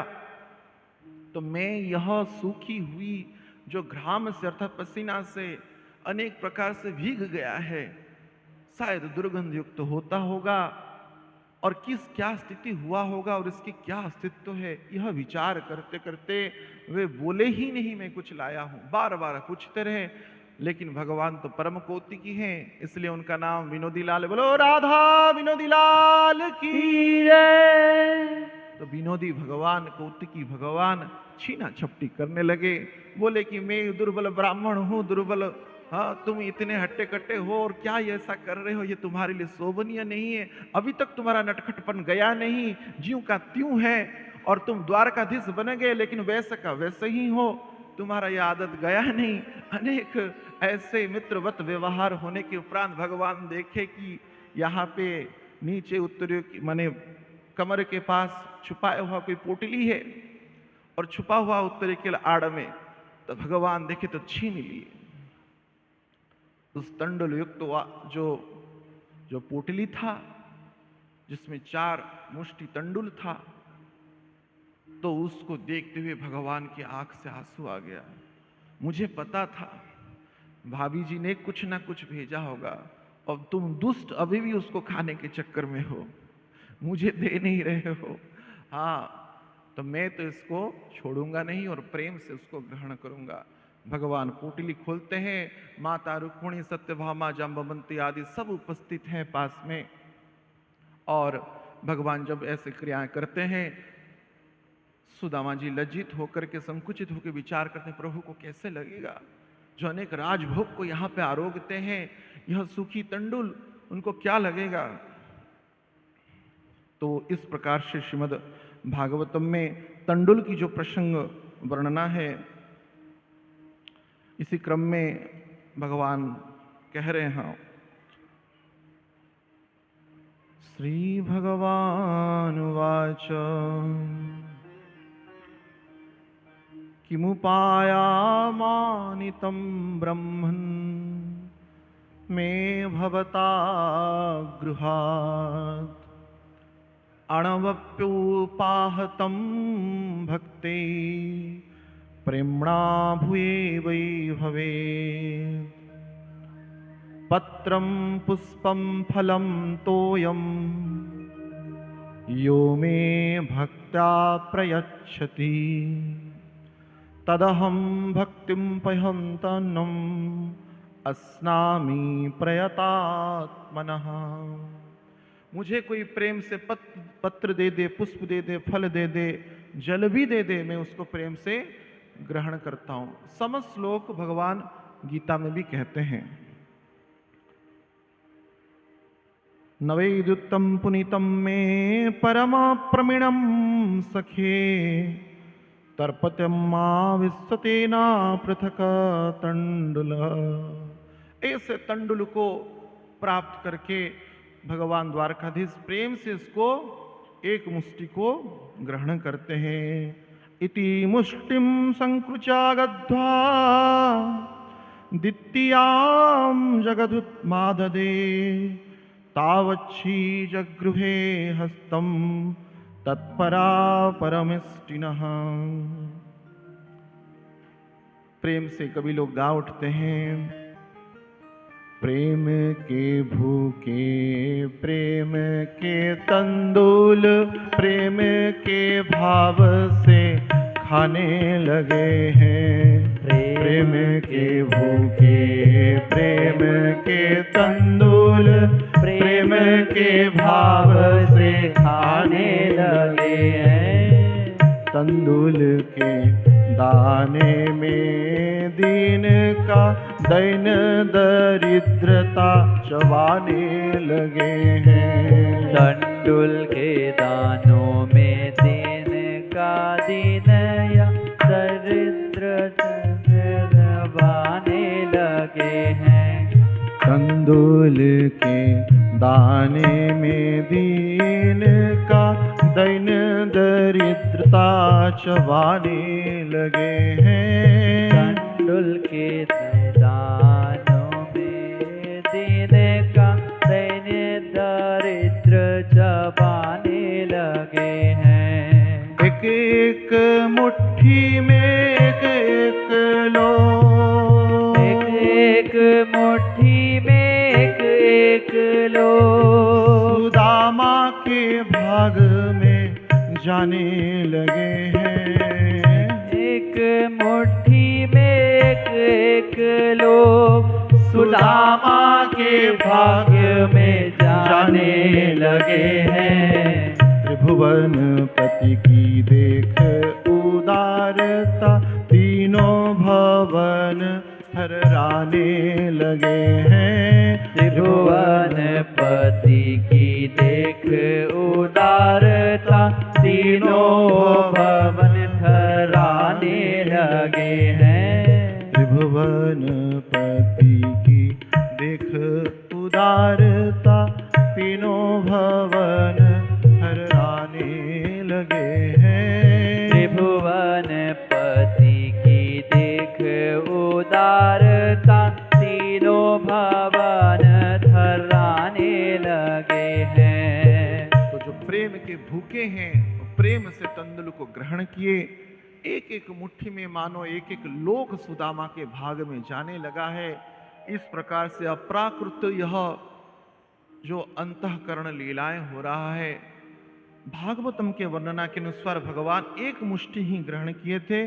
द्वितीयाम जगृधमाददे, रुक्मिणी जी रोक ली, द्वितीय मुट्ठी में रोक ली। ताम चित्त जगृहे हस्तम तत्परा परमिष्टिन, परमिष्टि के नी अर्थात लक्ष्मी जी रुक्मिणी जी उनको रोक दिए तो वे ग्रहण किए। विचार के वैकुंठ ही ना दे ले, सब तो दे दिए, अभी कुछ है ही नहीं रहा। अपना ही लोक वैकुंठ का ना ही दे दे तो हम लोग कहाँ जाएंगे?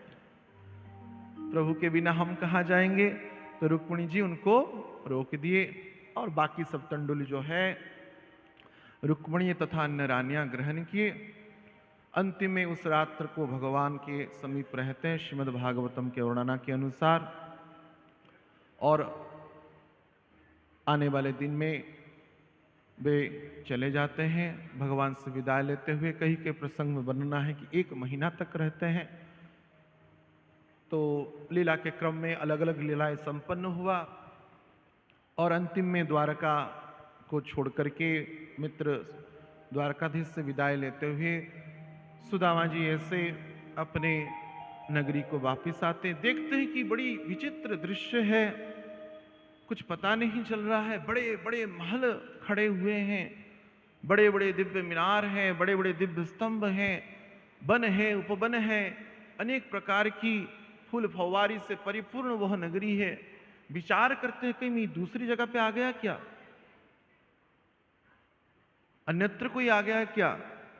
तो देखते हैं अनेक दास दासियों से परिभूता होते हुए उनकी पत्नी सुशीला हस्त में सुवर्ण थाली लेते हुए रत्न के दीप में प्रज्वलित वह दीप को रखते हुए अनेक विविध सुगंधित पुष्पों को रखते हुए उनकी स्वागत करने के लिए प्रस्तुत है, जो कि परम सुंदरी लक्ष्मीवत दिख रही है। भागवत में वर्णन है साक्षात लक्ष्मी श्रीयव, श्री अर्थात लक्ष्मी जी का जैसा दिखने वाली उन सुशीला जी को देख बोले ये कौन है, ये कौन है भाई। तो बोले मैं आपकी पत्नी हूं। नहीं नहीं, आप पत्नी, आप तो देवी लक्ष्मी है, आप देवी लक्ष्मी है। नहीं नहीं, आप निकट में आके देखिए मैं ही हूं वो। तो थोड़ा जाके निकट में देखते हैं, अरे ये तो तू सुशीला ही है। इतना सुंदरी परम रूपवती लावण्यवती यह स्वरूप कैसे हो गया। माता लक्ष्मी जी की वो तंदुल की भी कृपा, कैसे क्रम में उनको नित्य यौवनत्व प्राप्त होती है। अन्य पुराणों में इस संदर्भ में वर्णना है, लेकिन श्रीमद् भागवतम में सुशीला की यौवनत्व प्राप्ति की वर्णना प्राप्त नहीं होता है। अंतिम में अनेक प्रकार से अभ्यर्थना एवं अभिनंदन को प्राप्त करते हुए सुदामा जी उस दिव्य महल में प्रवेश करते हैं, जिसका समो ऐश्वर्य द्वारकाधीश के महल के समतुल्य था। ना केवल उनका महल अपितु संपूर्ण सुदामापुरी जो था वो समस्त द्वारका जैसा हो गया था। और इस प्रकार से भगवान द्वारकाधीश की महिमाओं को बारंबार स्मरण करते हुए विचार किए कि नहीं, ये भगवान द्वारकाधीश के हेतु की कृपा है, परंतु इस धन में ऐश्वर्य में हमारी कोई रुचि नहीं होना चाहिए।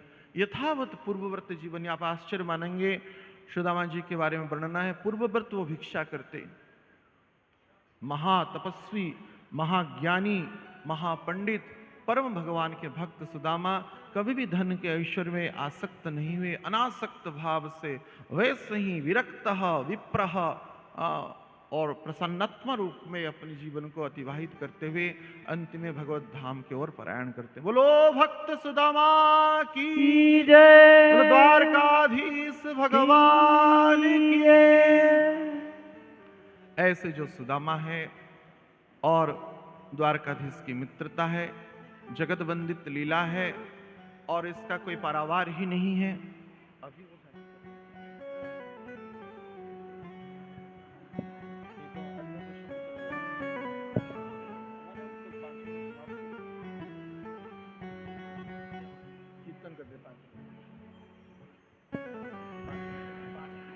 बोल कृष्ण कन्हैया लाल की जय।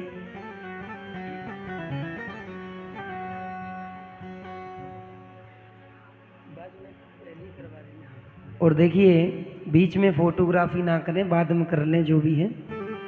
ओ बांके बिहारी जी दूर करो दुख मेरा, ओ बांके बिहारी जी दूर करो दुख मेरा, दूर करो दुख मेरा, दूर करो दुख मेरा, ओ दूर करो दुख मेरा, दूर करो दुख मेरा। ओ रमन बिहारी जी दूर करो दुख मेरा, ओ रमन बिहारी जी दूर करो दुख मेरा, ओ बांके बिहारी जी दूर करो दुख मेरा। ओ बांके बिहारी जी दूर करो दुख। ताली सेवा दे तू आनंद ले।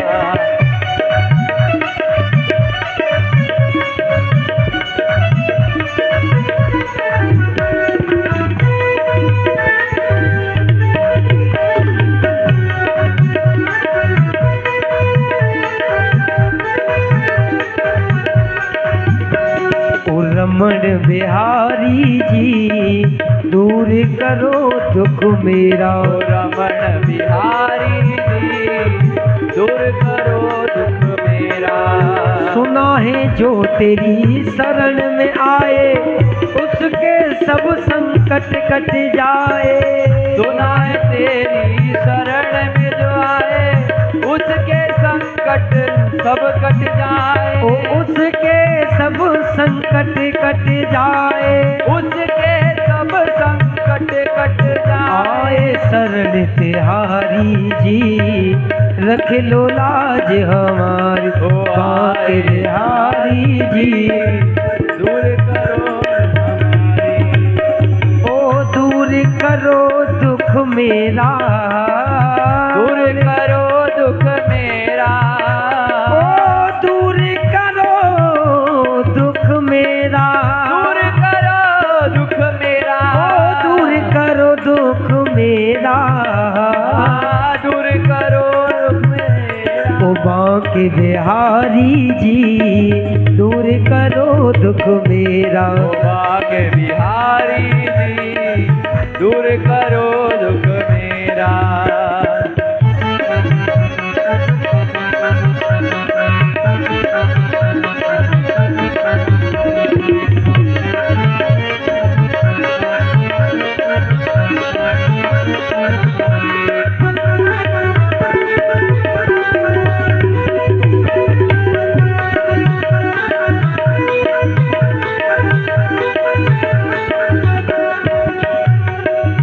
सारी दुनिया की ठुकराई, सारी दुनिया की ठुकराई, ओ अब तो तेरे शरण में आई, अब तो तेरे शरण में आई, अब तो तेरे शरण में आई। अब तो तेरे शरण में आई। मेरी लाज रखो बनवारी जी, दूर करो दुख मेरा।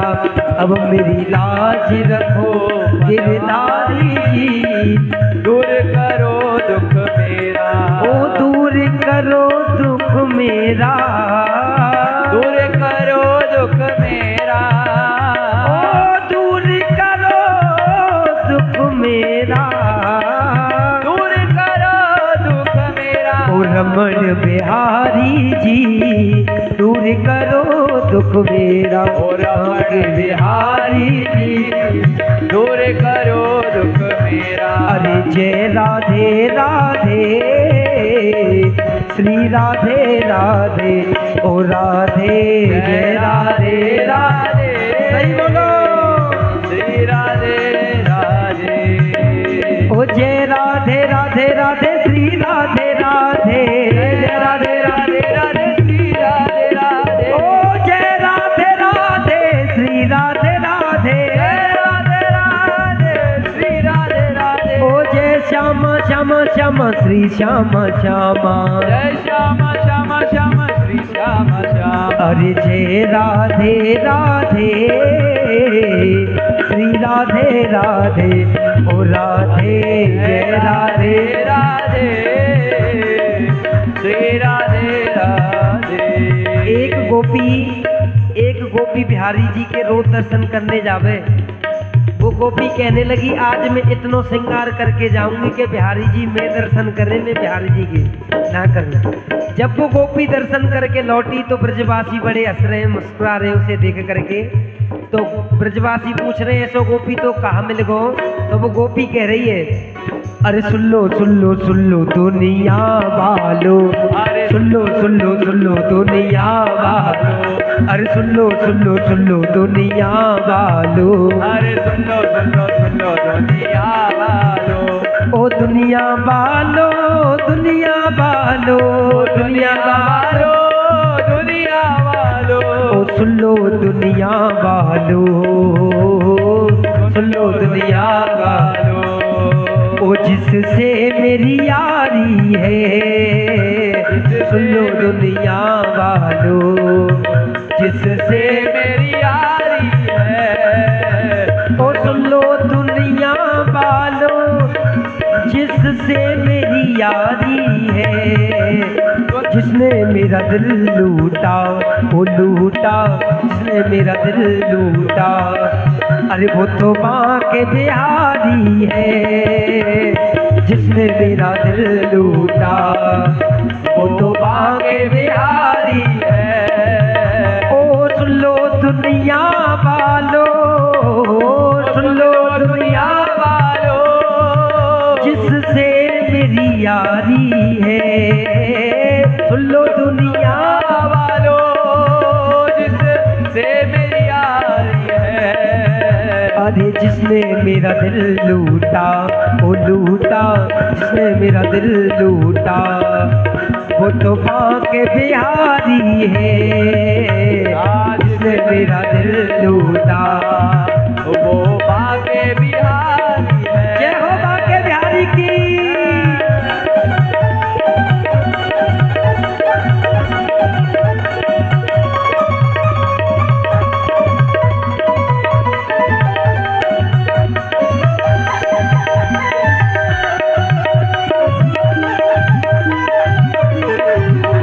बस एक नजर भर कर मैंने उसकी तरफ देखा, बस एक नजर भर कर मैंने उसकी ओर देखा।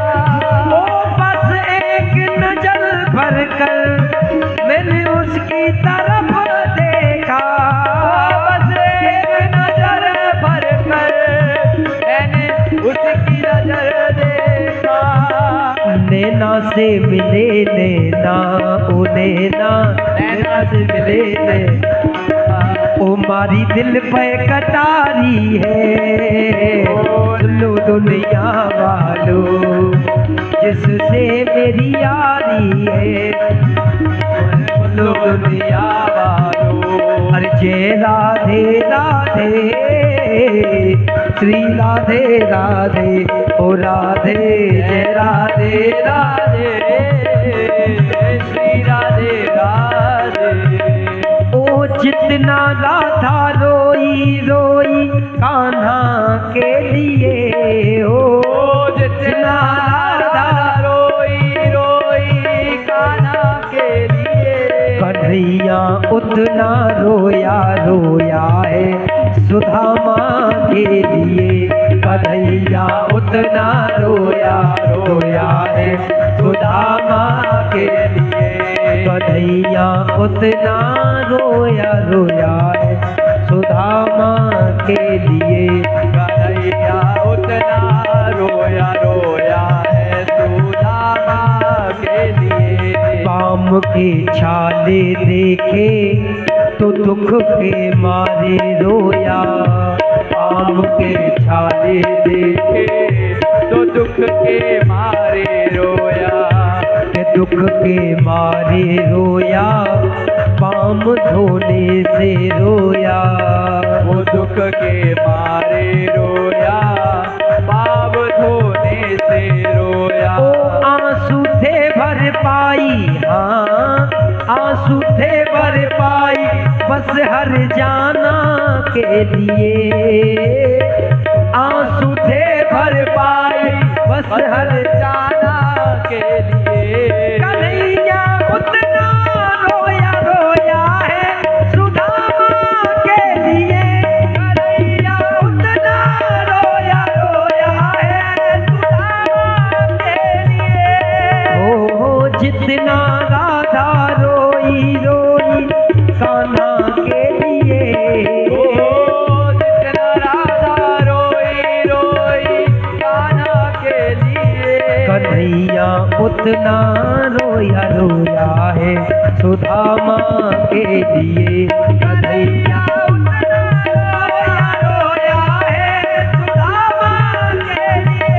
उसके आने से रोया, उसके जाने से रोया, उसके आने से रोया, उसके जाने से रोया।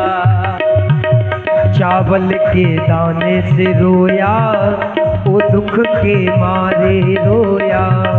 चावल के दाने से रोया, दुख के मारे रोया। ओ बनबारी बस रोया है, अरे बनबारी बस रोया है याराना के लिए। ओ बनवारी बस रोया है याराना के लिए। कन्हैया उतना रोया रोया है सुदामा के लिए। कन्हैया उतना रोया रोया है सुदामा के लिए।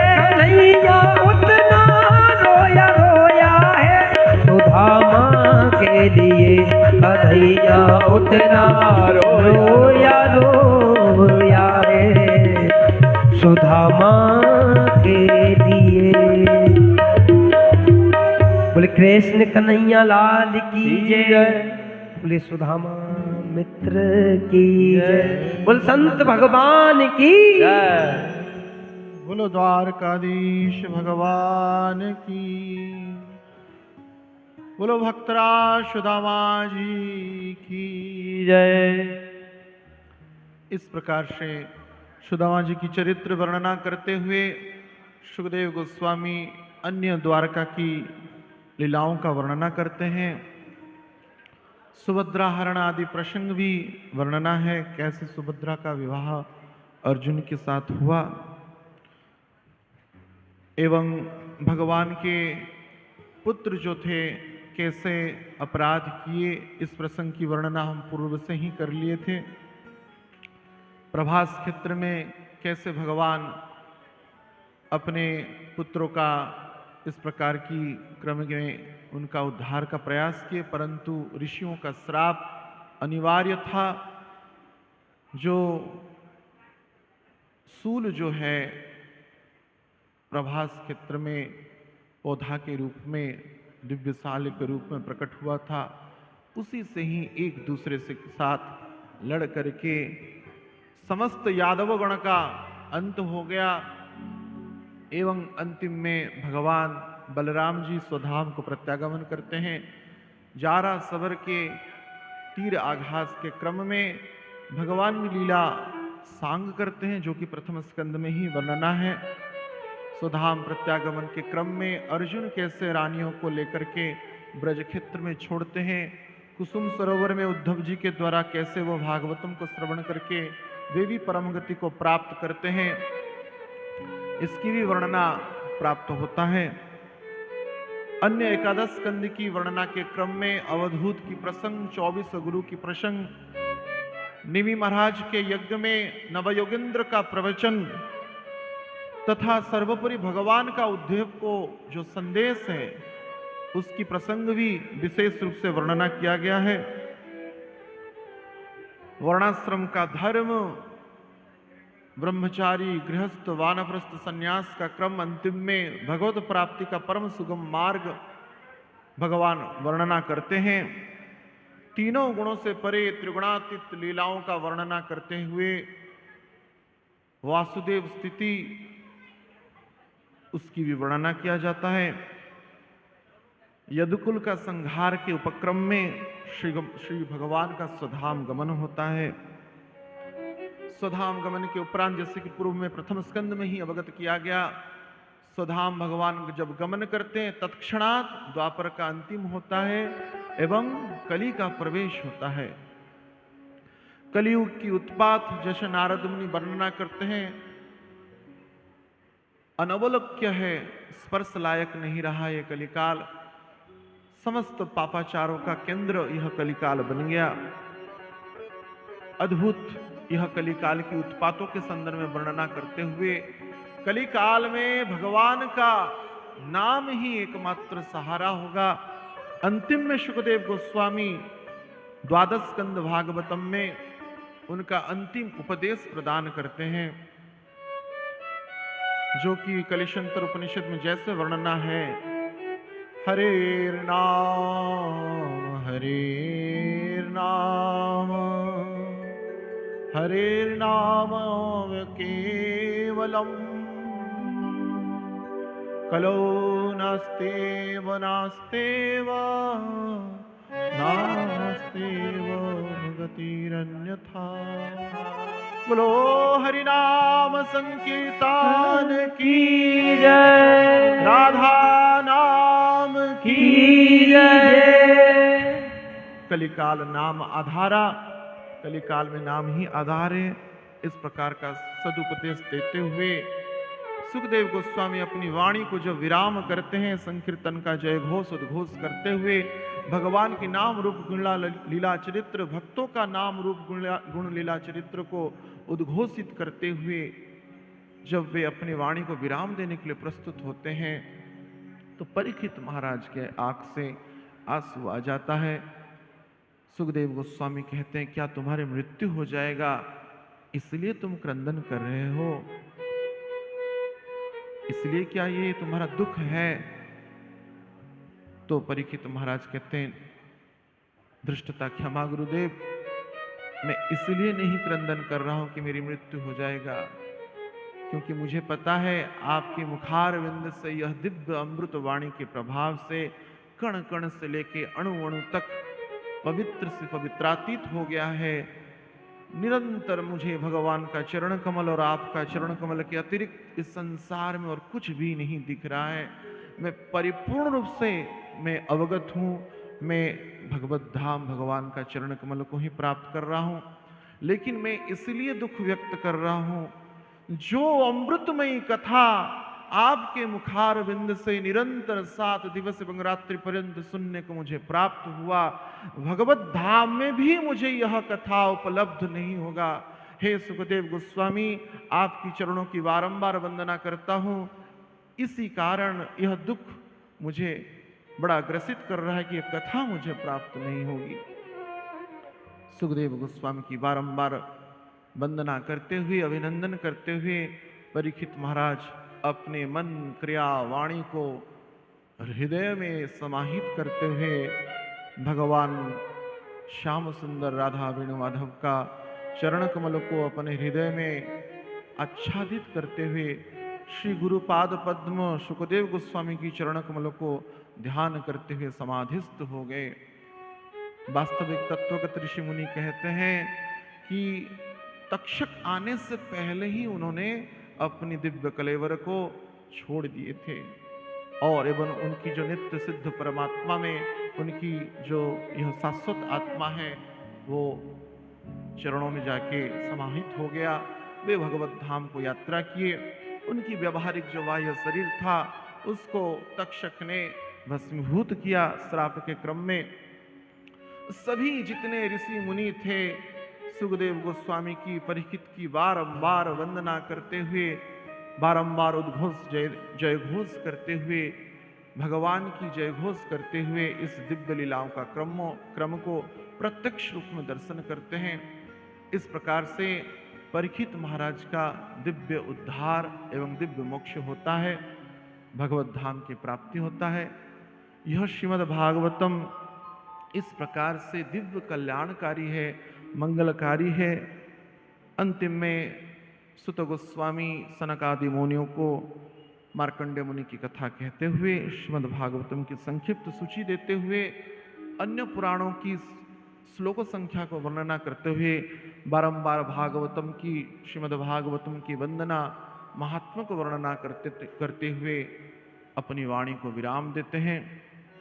समय के क्रम में हम सभी भी बड़े सौभाग्यशाली हैं।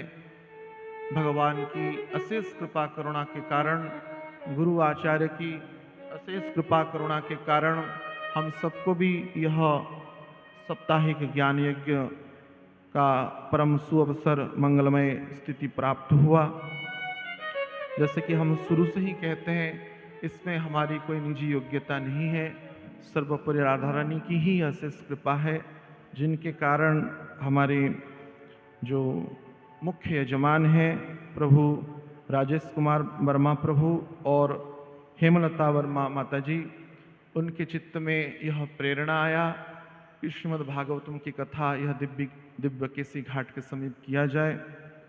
इसी सूत्र में हमारे जितेश प्रभु और जिज्ञासा माता जी बड़ी लंबे समय से प्रैक्टिकल लेवल में यही सेवा कर रहे थे। अब तक यह क्रम चल रहा है और उनको भी बारंबार धन्यवाद।